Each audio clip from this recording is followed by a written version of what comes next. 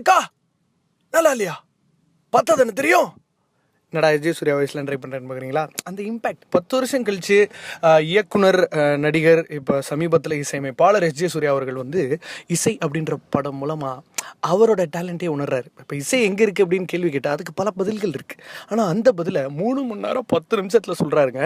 இந்த ஜென்ரேஷனுக்கு, அதாவது ஃபாஸ்ட் ஃபுட்டில் 2 நிமிஷம் லேட்டாக இட்லி வந்தாலே டென்ஷனாக இருக்கிற க்ரௌடுக்கு 3 மணி நேரம் 10 நிமிஷத்துக்கு ஒரு படம்.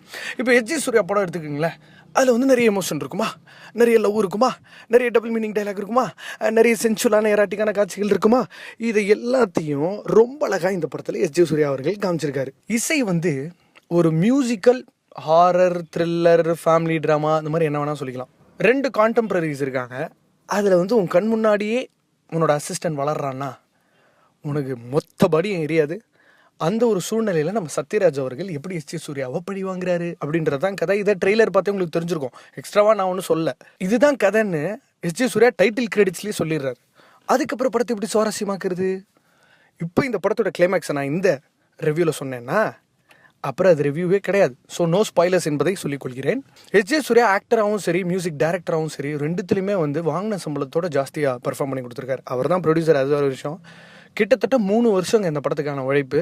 ஏன்னா அப்பப்போ வர காசு வச்சு இந்த படம் பண்ணியிருக்காங்க.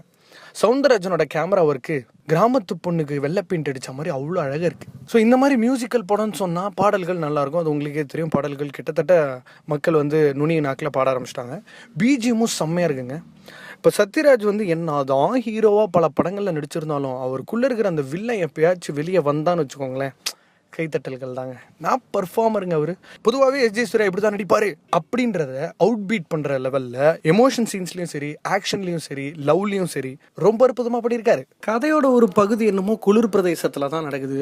அப்படிப்பட்ட குளிர்லையும் யாருமே ஸ்வெட்டர் போடுறதில்ல. அதிலும் முக்கியமான எஸ்ஜே சூர்யா படத்தில் வர ஹீரோயின் எப்படி வருவாங்கன்னு உங்களுக்கே தெரியும். இப்போ 3 மணி நேரம் 10 நிமிஷம். ஃபர்ஸ்ட் ஹாஃபில் கொஞ்சம் என்னடா படம் ஃபாஸ்ட்டாக போக மாட்டேங்குதே, யாராவது ஆக்சிலரேட்டரில் காலை வைக்க மாட்டீங்களா அப்படின்னு உங்களுக்கு தோணும். ஆனால் அது எல்லாத்துக்கும் ஒரு காரணம் இருக்குது. இசை நல்ல படமா கெட்ட படமா அப்படின்ற கேள்விக்கு நம்ம மணிரத்னம் சாருக்கு தான் ஃபோன் பண்ணணும். அவர் எடுக்க மாட்டார். ஆனால் இந்த படத்தை நீங்கள் கண்டிப்பாக பார்க்கணும், பார்க்கலாம். வாலி, குஷி போன்ற படங்கள்லாம் வந்து இந்த லவ் போர்ஷன்ஸ் உங்களால் மறக்க முடியுமா? அதே மாதிரி இசையிலையும் சில விஷயங்களெல்லாம் நம்ம எஸ்ஜே சூர்யா அவர்கள் சொல்லியிருக்காரு. ஐயோ சொல்ல முடியலையே. சரி அதெல்லாம் விடுங்க. இனிமேல்ட்டு நீங்கள் மருந்தெல்லாம் வந்து ஊசி மூலமாகவோ மாத்திரை மூலமாகவோ சாப்பிடவே மாட்டீங்க. அதுக்கு ஒரு புது வழிமுறை நம்ம எஸ்ஜே சூர்யா கண்டுபிடிச்சிருக்காரு. அதே மாதிரி ஒரு இசையமைப்பாளர் ஒரு ட்ரம்பெட் வாசிக்கலாம், இல்லை பியானோ வாசிக்கலாம், இல்லை ட்ரம்ஸ் கூட வாசிக்கலாம். ஆனால் இடுப்பில் நோட்ஸ் போட முடியுமா? எஸ்ஜே சூர்யாவால் முடியுமே. பாக்யராஜுக்கு ஒரு போட்டினா அது எஸ்ஜே சூர்யா மட்டும்தாங்க. இந்த படத்தோட முக்கிய பங்கு அந்த கிளைமேக்ஸ் தான். ஸோ யார் வில்லன், யார் வில்லி, ஏன் இப்படிலாம் நடக்குது, எஸ்ஜே சூர்யாவுக்கு எப்போ இந்த உண்மைலாம் தெரிய வரும்? ஒரு டிரெக்டருக்கு வந்து சில குவாலிட்டிஸ் ரொம்ப ரொம்ப முக்கியம். அதாவது மக்கள்கிட்ட கதையை சொல்லிட்டு நடிகர்கள் கிட்ட கதை சொல்லாமல் படம் எடுத்தாலே அது ஒரு தனி லெவல். ஸோ எஸ்ஜே சூர்யா ஏன் ஏமாற்றப்படுறாரு அப்படின்றது நமக்கு தெரியும், ஆனால் அவருக்கு தெரியாது. ஸோ அங்கே தான் நமக்கு அந்த கேரக்டர் மேலே இன்னும் ஒரு பாவன்ற ஃபீலிங், ஐயோ ரொம்ப பாவமே அப்படின்ற ஃபீலிங் டெவலப் ஆகுது. ஒரு 7-8 மேட்ச்சில் ரோஹித் சர்மா ஒழுங்காகவே விளையாடாமல் திடீர்னு ஒரு 9வது மேட்ச்சில் செஞ்சுரி அடிச்சா அப்படி இருக்கும். அப்படி ஒரு ஃபீலிங் தாங்க. அருமையான இயக்குனர் எஸ்ஜே சூர்யா. அவர் ரொம்ப மிஸ் ஆகிறாரு, அவர் காணாமல் போயிட்டாரே அப்படின்றவங்களுக்கு இந்த படம் ஒரு பெரிய பெரிய உதாரணம். பல இடங்களில் காமெடி ரொம்ப நல்லா ஒர்க் அவுட் ஆயிருக்கு. ஸோ இந்த படத்தோட தூண் அப்படின்னு பார்த்தீங்கன்னா எஸ்ஜே சூர்யா. இன்னொரு பக்கம் நம்ம சத்யராஜ் அவர்கள். ஹீரோயினும் ஸ்ப்ளெண்டட் பர்ஃபார்மன்ஸ்.